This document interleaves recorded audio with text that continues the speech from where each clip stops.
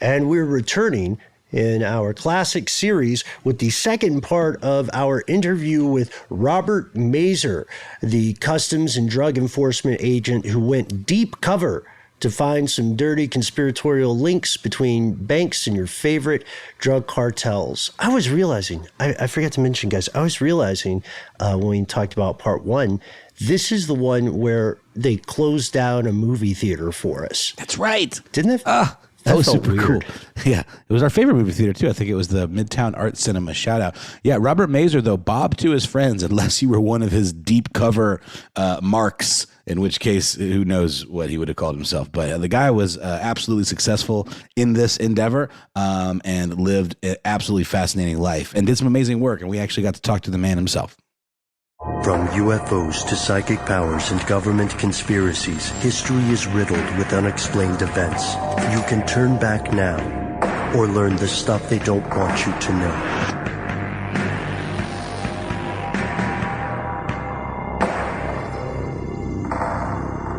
Hello, welcome back to the show. My name is Matt. My name is Noel. And I am Ben. You are you. Don't call it a comeback, ladies and gentlemen. But wait, can we get a slam on the brakes noise, Noel?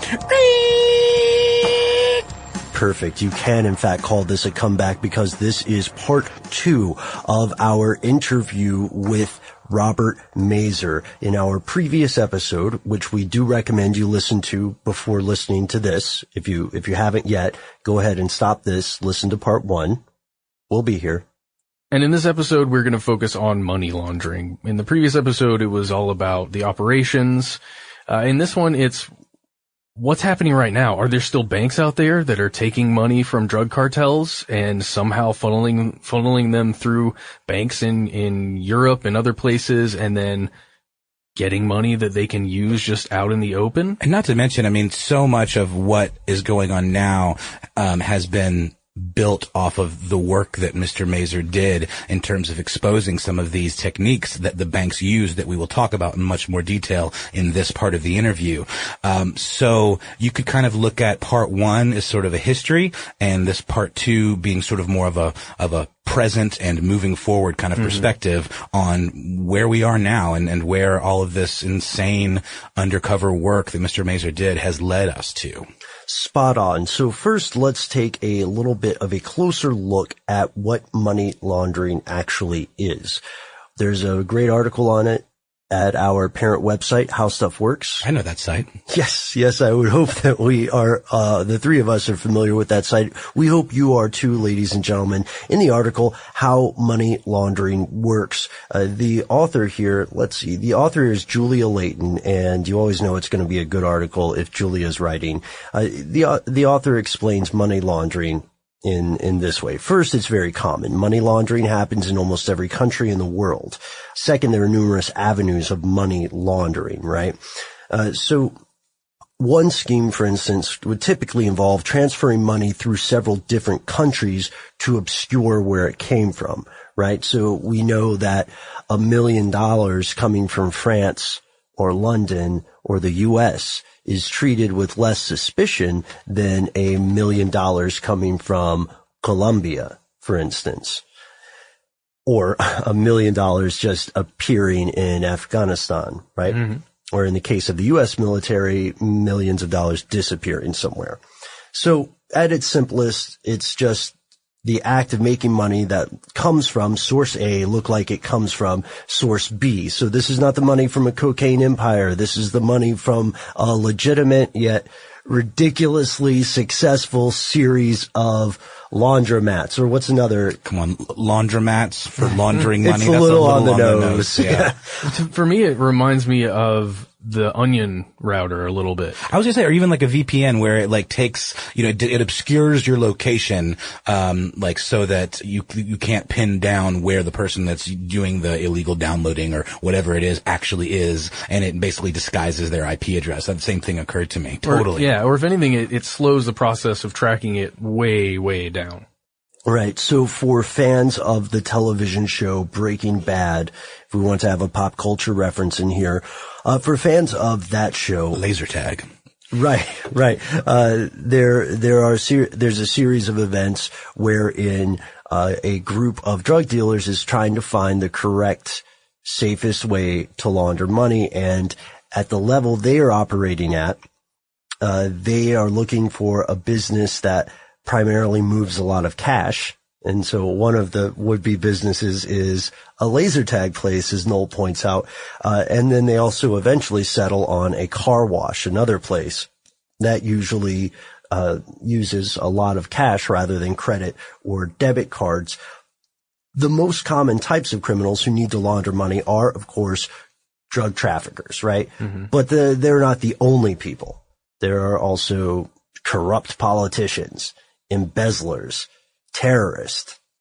Yeah. Mobsters who shook some money out of some people. Mm-hmm. Yeah. Racketeers. And then, which sounds way more friendly and somehow shook some money out. Yeah. It just makes me think of Mouseketeer. I don't know why. It makes me think of that or that movie, The Rocketeer. The Rocketeer. Yeah. And it also makes me think of, maybe there's a show in Vegas that's mafioso only called The Racketeers.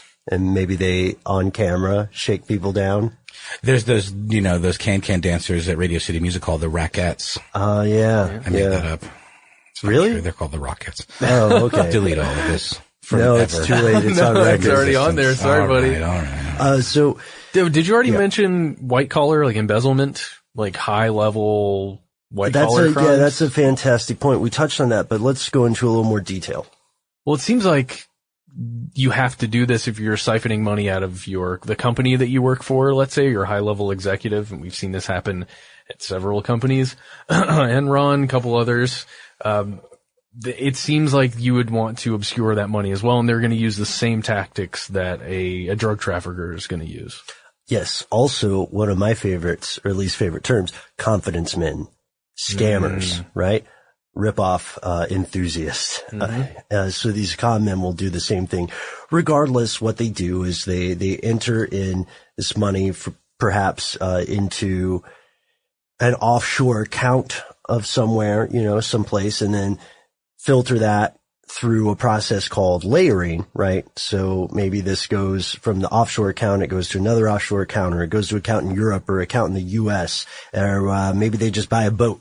Mm-hmm. With this offshore account. And then it goes into what's called the integration phase, wherein it goes to maybe the boat and one of the offshores goes to a U.S. account, or maybe one of these secondary accounts in Europe or in the U.S. or wherever goes into a business investment. So now Mr. Barnaby from part 1 is no longer a purveyor of human trafficking spoils. We got really dark with that one. Yeah, I've actually retired that alias. I'm now going by the name Steven Stevenson. Steven Stevenson. Okay, cool. All right. Steven Stevenson.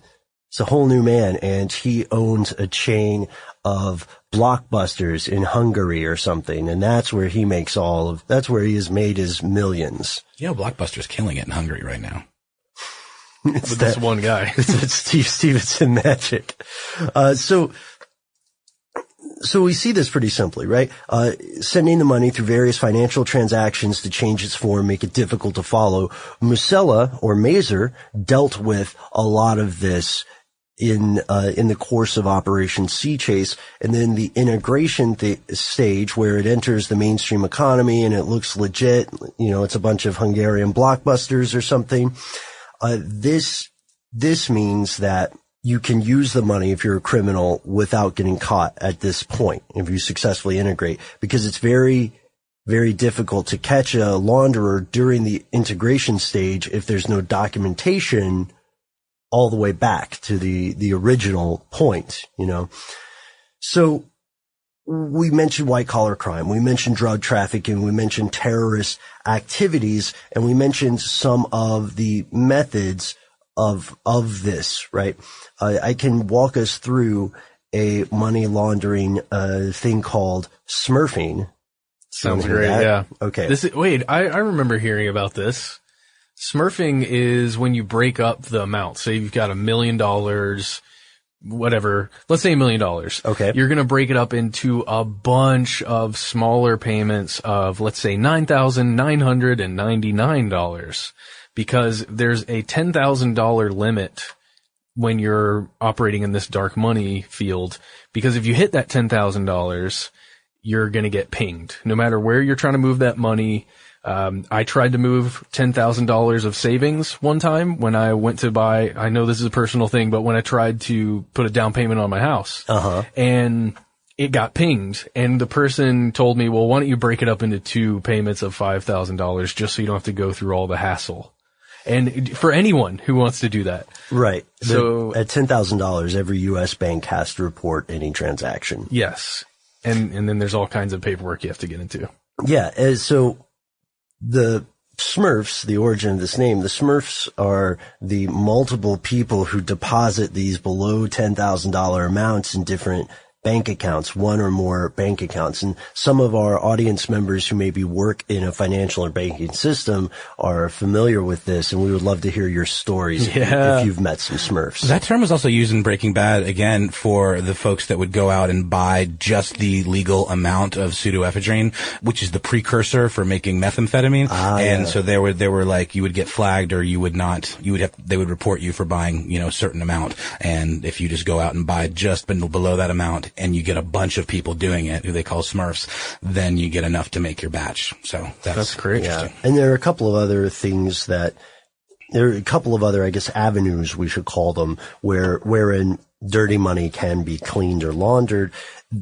There are alternative banking institutions of sorts, many that are traditional, like the Hawala system in Pakistan and India. These are trust-based systems that don't have a paper trail. They operate outside of government control.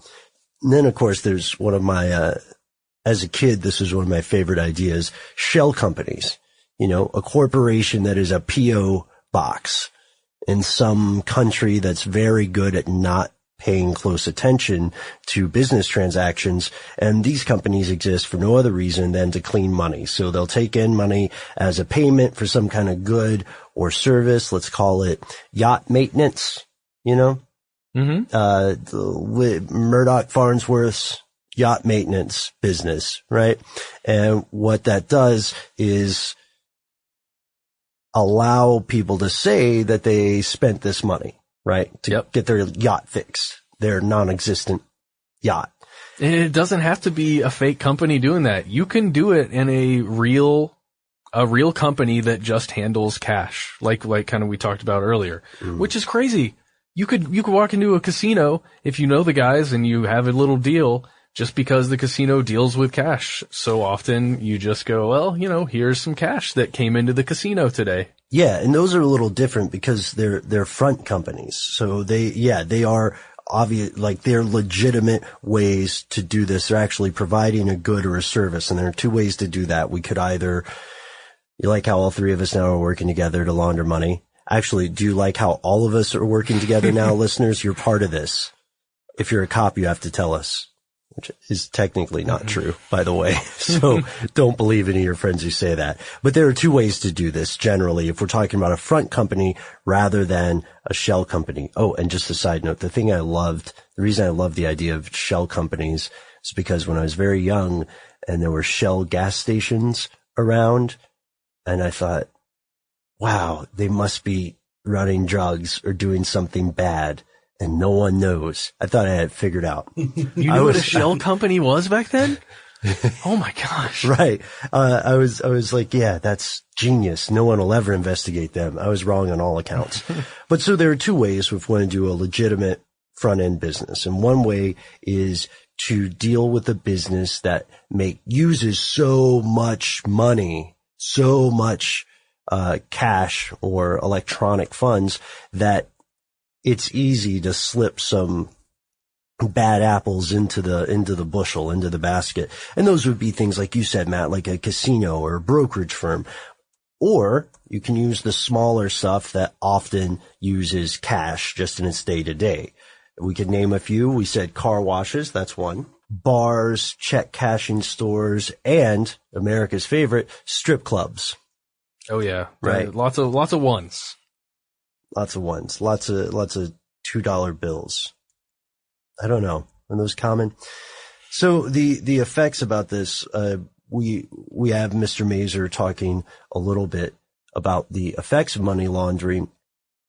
When it gets larger and larger, what happens is international banks become involved. So BCCI was the 7th largest bank in the world, as Mr. Mazur said in his previous interview. But BCCI is far from the only bank that has been involved with this. For instance, we talked a little bit about some banks in the past. Yeah, he hits Wachovia, a huge scandal there. We hit HSBC in the interview, and Mr. Mazur goes into pretty good detail on both of those, saying exactly what they did. Well, guys, I think we should probably get to Mr. Mazur himself, as he lived this, all of the things that we're talking about. And there's still some very interesting things to say yet in this interview. But before we get to that, we're just going to take a quick break for a sponsor.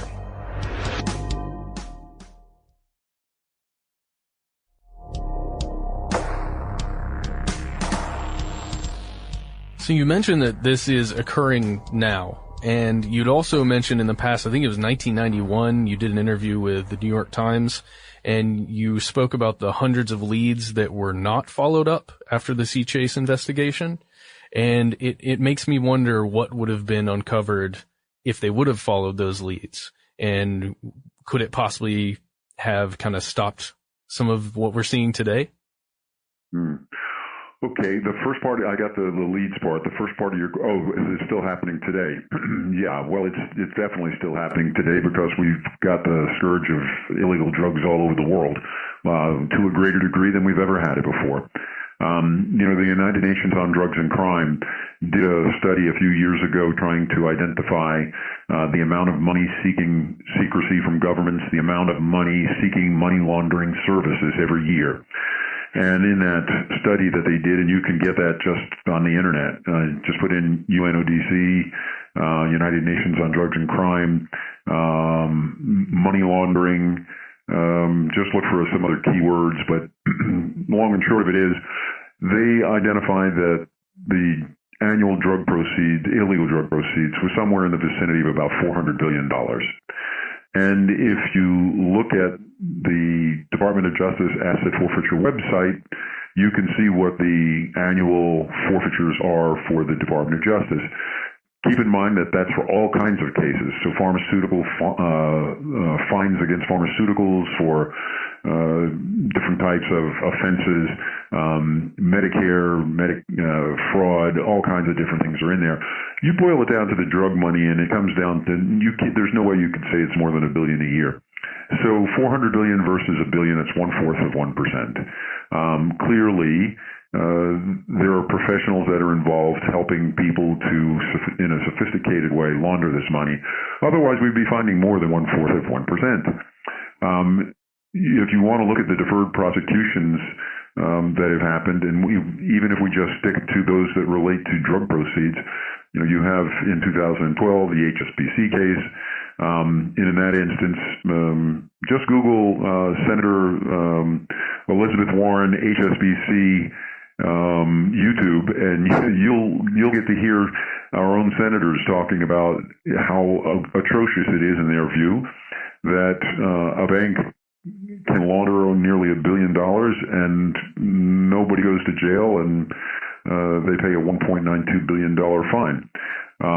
That's just a few years ago. Before that, you have Wachovia Bank, paid a $160 million fine. What were they doing? They had no branches in Mexico. What they did is they sent their account executives from Philadelphia and Miami to Sinaloa and other areas of Mexico to deal with houses of exchange, casas de cambio, as correspondent bank relationships. And what they did is they wound up taking $14 billion in cash deposits and bringing it in over a period of about 3 years back into the United States. They did that by having the cash brought in by armored cars and flown in, going to counting houses established by the bank in different parts of the United States. I know one of them was in California. Tell me how it is that you don't have any branches in Mexico, but you decide to market that business. You bring in $14 billion. I was a money launderer undercover, My money that we got from my clients were in 5s, 10s, and 20s, so it's a big bundle. If it was $20 bills and $14 billion, I think I did the math and it came out to about 780 tons. So who'd you get the 780 tons of cash from? You look at the HSBC base, they were repatriated in U.S. currency $106 billion. $106 billion. So if that was 20s, it comes out to about, I think it was 5,800 tons. So I don't know. I don't understand how we wind up dealing in this bulk banknote business the way we have historically, and we don't wind up with very big of a change, in the overall picture, in the way of the how deep the talons of the cartels are into the drug trade. And things have actually gotten worse in the last, I would say in the last 7 or 8 years, because now there's a body of cases that clearly show that that terrorist organizations are working closely with the Colombian cartels and the Mexican cartels. And you can look at a case, the last name is Juma, Joumaa. Ayman, Ayman, Juma, Joumaa. So Google that in drug trafficking. Mr. Juma is a Lebanese Colombian who was very instrumental in the exportation of about 300 tons of cocaine and the laundering of about $500 million in drug proceeds. And when the funds were traced in that case, there were definitely portions of the drug proceeds that went into accounts that have been substantiated to have been used by Hezbollah for terrorist-related activity.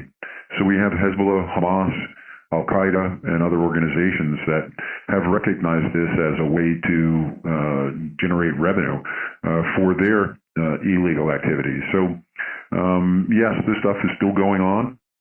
That's part of why I feel it's so important to share this information with the world. There's a couple of reasons I think it's so important. One, I think it's extraordinarily important because this case was a team effort. I'd say at the height of the operation, 250 or more. There are a lot of Bob Mazurs out there. There are literally dozens of people who volunteer to work long-term undercover because they want to be a part of making a difference and they want to serve the public. And I think we lose sight of that in today's day and age for some strange reason. We don't realize that there are people out there who they're not eager to do this, but if it should happen, are committed to give their life for us, just like soldiers on a battlefield. And the greatest majority of the members of the law enforcement community, in my view, are good and honorable people who are prepared to make that sacrifice. And today especially, when we look at, unfortunately in every profession, I'm sure in journalism as well, you have a bell curve of life and you have some people who are probably shouldn't be journalists. Well, we've got them in law enforcement too. And when they do something stupid, I think it's really so unfair to paint that stupidity on the entire profession, because the greatest majority of people out there are truly willing to give their lives for you and your families, to give you a better place to live and to give the world a better place to exist. So that's a part of it. And the other part of it is to make sure that the American public knows that this is a constant problem. The equation we're using is the best thing I guess we figured we can come across, but if things are getting worse, maybe we need to reassess what the equation is, because we can't continue to allow governments to become corrupted, and we can't continue to allow a lot of people to get extraordinarily sick from the use of illegal drugs. So something needs to be done, and something that my experience to date tells me is that the equation can benefit substantially from an added amount of education, treatment, and economic opportunity, at least in this country. I think that could make a positive add-on to the formula that we now have. I think it's really an opportunity through this film to be entertained, but it's also an opportunity to use that platform to talk about the issues because these are issues that affect each and every one of us. Yeah, and we really appreciate the message that you are sending with this regarding the what's the old definition of insanity? Doing the same thing over and over and expecting different results, right? So, Mr. Mazur, what, in your opinion, you talked a little bit about education, right, and treatment. What, in your opinion, should change in terms of policy or legislation to prevent this situation where banks are essentially seeing these fines as a cost of doing business tax? Mm-hmm. Well, I think it goes to the same thing we can say about the wrongdoing in the law enforcement community. Individual responsibility. Holding people responsible for their acts. People, not institutions. Please don't try to tell me, as I've seen people within the government try to tell the American public, and this was said when it was determined by the Department of Justice that the appropriate disposition of the HSBC case was simply a fine of $1.92 billion. When someone tried to suggest that you have to understand that these are very complicated statutes in order to apply individual responsibility for the violation of, and this is just legal speak in my mind, intentionally failing to maintain an anti-money laundering compliance program. Well, if you're going to use an obscure statute like that, I can see how you might be able to make those arguments. But, the Department of Justice in 1986 and Congress in 1986 gave us the opportunity to use the money laundering statute, and I don't know why it wasn't applied. It's not very complicated. What it says is if you know that money comes from a specified unlawful source, and one of those is drug trafficking. There's a long list of specified unlawful activity. But if you know it came from a specified unlawful activity and you do anything to conceal and disguise the source of the funds, guess what? You just committed money laundering. It's a 20-year offense, and I believe it's a $500,000 fine. That's the statute that is most applicable in these cases. And one of the problems we face is that the way we go about working these things oftentimes comes on the heels of regulators who are looking at records 3 years old. It's a real challenge to be able to prove what was in the mind of the person that carried out the transaction 3 years ago. So these long-term undercover operations that capture on tape exactly what people know at the time the transactions were done is a pretty darn effective tool. We don't use it enough. There are a lot of other things that we don't. I've written op pieces for the New York Times and others about how it is that I would recommend that we really seriously think about readjusting how we go after money launderers. But the long and short of it is we seem to be, as you said, doing the same thing over and over and over again, and not being willing to open our mind into the idea of perfecting, improving the approach. It seems like right now, more than ever, we're experiencing something of a sea change in terms of prohibition of drugs, specifically with marijuana. A lot of areas are moving away from that, decriminalizing and outright, legalizing. What do you see as the benefits and, of course, the dangers of decriminalizing and even legalizing drugs, perhaps ones that are more insidious than something like marijuana? Yeah, well, I'm not willing to go past the marijuana discussion on that because I don't understand a society that would really be promoting the idea of methamphetamine, heroin, and a lot of other even more dangerous drugs out on the streets. But when it comes to marijuana, let's take a close look at what's occurring in Washington and Colorado and in a few other states that have across the board legalized. Oftentimes you have a limited number of licenses for the production, and you have people coming from many different corners to buy. And so let's not forget the old adage of Economics 101 from college, supply and demand. When you have limited supply, your price is going to go up. So the price that's being offered or being charged for high-end marijuana is in fact is substantially higher than what you can get on the black market in the same locations, because they don't have the problem of licensing and all the other issues that are going on. So in effect, we've kind of created green zones for the cartels in these areas. But I really do believe that if you haven't educated and provided adequate treatment to your citizens, and now you're going to open the floodgates, and you're going to contemplate the idea of just legalizing all kinds of illegal drugs across the board, I don't see a pretty ending to that whatsoever. I've been on a lot of shows in the last several years, and some profess to be libertarians. And when I say my concerns about that, I get the comeback from them, well, isn't that a good thing? I mean, basically, these people will just all die off, and we won't have this problem. That's not a part of my thinking. I don't embrace that whatsoever. So I think the problem is a little bit more complicated than just making it available across the board. I think, number one, we need to get into education and treatment so that we can get the demand down. And number two, if we're going to get into legalization, let's try to get ourselves organized on the marijuana side before we start thinking about.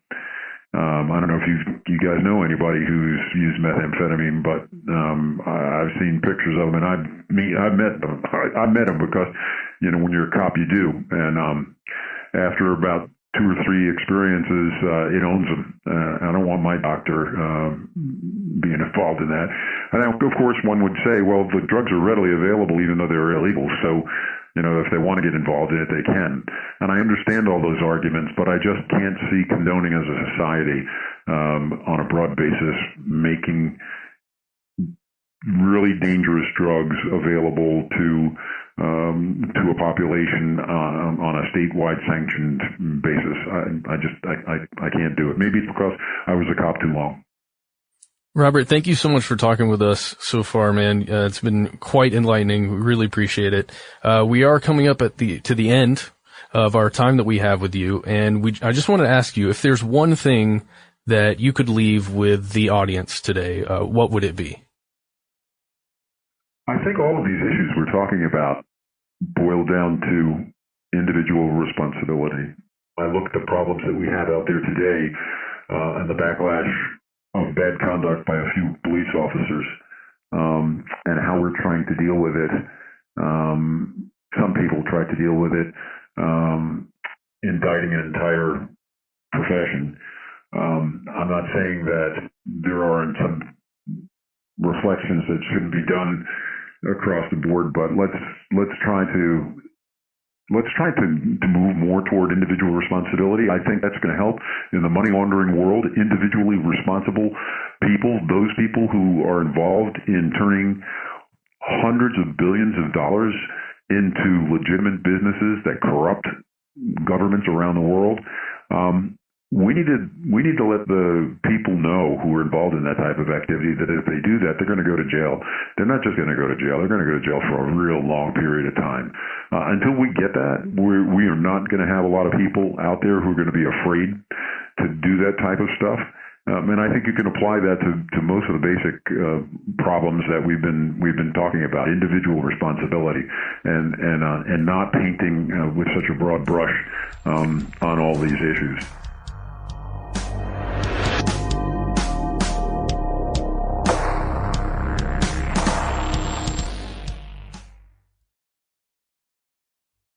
Well, there you have it. That was a lot of fun. I mean, definitely went to some pretty dark places. It really makes you wonder how much of this is going on at the same level, if not worse, than it was when Mazur was doing, his operation. And it's sort of like one of these things where you see someone making such a huge difference in a particular time, but does it make a huge difference long term? There's just always new ways of getting around these things. The banks are not getting any less corrupt. Like he was talking about this toothless prosecution. Right. These banks, can afford to pay these fines. It is, as he said, the cost of doing business. And until somehow we change the foundation of this capitalist system where money is always better than less money. Right. What's good? I don't understand. I don't know what the answer is, guys. It left me, I hate to say it, but it left me not particularly hopeful. I feel like he kind of gave us an answer there, and it's jail the bankers, jail the people who you can directly connect with going through these processes. And, I gotta say, I think I agree with him. I think, that's where we need to go. Also must point out that in these actions, it's so easy to paint a broad brush and say, the drug dealers or the bankers. We have to remember that in organizations of this size, the people who are out there, for instance, harvesting coca leaves, they're not living high on the hog by any means. The people who are the tellers at the branch of your local bank or credit union overwhelmingly have nothing to do with this. So just because someone works at a bank doesn't necessarily make them an international supervillain. However, at the top, there clearly are people who are doing things like HSBC did, to pay a fine of a little less than $2 billion after admitting money laundering to see no consequences of that action. And right now, the illegal drug trade accounts for an estimated 8% of all international trade. So that's almost 10% of all the stuff traveling around this planet is going to be, in financial terms, some kind of, illegal substance. And will need to be laundered. And the money behind it will need to be laundered. So there is a demand for this kind of business. We mentioned Bank of America, also Western Union, JP Morgan. And oddly enough, this is a little bit of a different discussion than we touched on in a previous episode, but oddly enough, you guys, apparently banks in the U.S. are being very unhelpful to legalize marijuana businesses. Well, yeah, they've got they got skin in the game there. There's a quote from the film by the character played by Benjamin Bratt, Roberto Alcano, where he said, "If your country didn't have my money, your economy would collapse," which I think he may have been right, which is pretty scary. He was one of the main, Escobar money men. And again, the film we're talking about is The Infiltrator. We didn't really talk about that one in this episode so much as we did the last one. In case you missed it, it's worth checking out. It should be coming out, I believe, any day now. Oh, well, come on, though. We were pretty clear at the beginning. If anybody's listening to the end of this, then surely you've already listened to episode 1. I would hope so. But, sometimes people don't follow instructions. That's true. I'm pretty terrible at following instructions. Yeah. We just sort of wing it every time. So that is the situation, as it stands today. One of the things that Mr. Mazur obviously sees as an error in policy is the use of deferred prosecution, right? Removing the consequences, removes any incentive to obey the law. Unfortunately, although I believe every person has the potential to be amazing and astonishing and noble and moral and all that slow jazz, unfortunately, people often only don't do horrible things because consequences exist. In a world without consequences or a situation without consequences, people can turn into animals, and it's very easy to rationalize those actions. And how fascinating is it that corporations can't be prosecuted as though they were individuals, but yet can give money to political campaigns as if they were? It's a little counterintuitive to me. Mm-hmm. Oh yeah, I definitely feel you there. And so concludes, for the moment, our series on money laundering, on the underground narcotics trade. And we have, in the course of this exploration, found so many other things that are captivating. If you haven't seen it yet, we'd love for you to check out our recent video on narco saints, on the religious practices of criminals around the world. Definitely a lot to chew on there. We really appreciate Mr. Mazur making the time to talk with us, and I think we got a lot out of it. Got 2 episodes out of it, which is cool. And I'm going on vacation next week, so Suckers! Good luck, man. I will see you back in that chair. But before you go, there's one last thing you got to help us out with. I think I know what that might be. Shout out corners.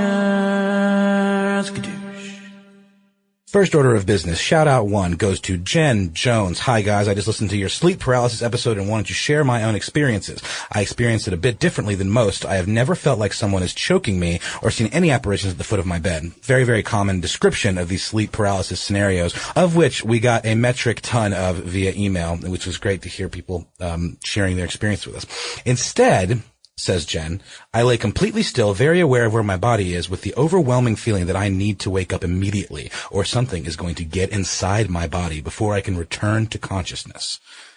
Often, after a bout of this, I will find strange bruises and scratches either on my wrists or ankles, depending on which limb was closest to the edge of my bed. Anyway, thanks for the show. And then she asks for a shout out. So Jen, this is a definitely unique scenario with the sleep paralysis, and I find it fascinating. I have no explanation for this. Yeah, shout out to you, Jen, if indeed it is you writing. And our next shout out goes to Keith R., also known as The Venomous Moose. Of course. Keith says, I've been listening to your podcast a lot and have been going through past episodes, and I listened to the Does the UK Control the US episode the day before yesterday, as he writes this. So after being saddened that next month might not really be Independence Day, sob, in sarcasm, he's killing it with the indications here. I'm getting the tone. He says, I caught on to the City of London and what that is. Imagine my surprise when reading an article about Brexit that the City of London wanted to remain in the EU. That phrase would have slipped by the uninitiated, but now I am more clued into world events because of your podcast, and I am aware. Props to you, Mr. Venomous. Well, props to you, Mr. Venomous, and thanks so much for checking out the show. The UK controlling the US is a pretty interesting topic. The City of London is bizarre. I know we've mentioned before just how strange it is, but man, I want to visit. There are, there are opportunities to visit. If you're the Queen, you have to ask permission to go, but I think we can probably just go. I'm down. Yeah. And if anybody out there, wants to host a couple of, traveling podcasters, just hit us up on conspiracy@howstuffworks.com. Yeah, a couple ragtag yanks, 3 ragtag yanks. And the final shout out today goes to Tyler A., who says, hey guys, long time listener here. I've been following China's island building habits in the South China Sea for a while, and I thought, hey, this topic would be interesting for you guys to do an episode on. There's a reason that they're building the islands in the South China Sea. Tyler says the islands have a long history going all the way back to the Potsdam Conference, and the area has been a hotbed of controversy since then. In most recent news, The Hague has ruled that China has no sovereignty over the area but lacks resources to enforce such a controversial ruling, prompting mobilization of naval forces on behalf of the U.S., which in my eyes is pretty troubling. So this is something that we touched on during the World War III, Ways World War III May Start video when we did that, and we touched on some of that on audio as well.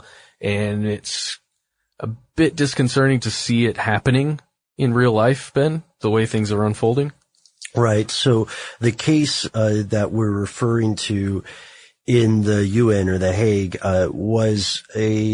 comes from an international tribunal called the Permanent Court of Arbitration. And what they did, the next big step here is they declared China's historic claims in the South China Sea invalid. This was a pretty wide-ranging, clear-cut ruling that surprised a lot of people who watch international affairs, or especially watch this region. The case dates back to 2013. The Philippines filed the case when China grabbed control of a reef called the Scarborough Shoal. It's about 220 miles northwest of Manila, or for everybody outside of the U.S., Myanmar, and Namibia, it's 350 kilometers.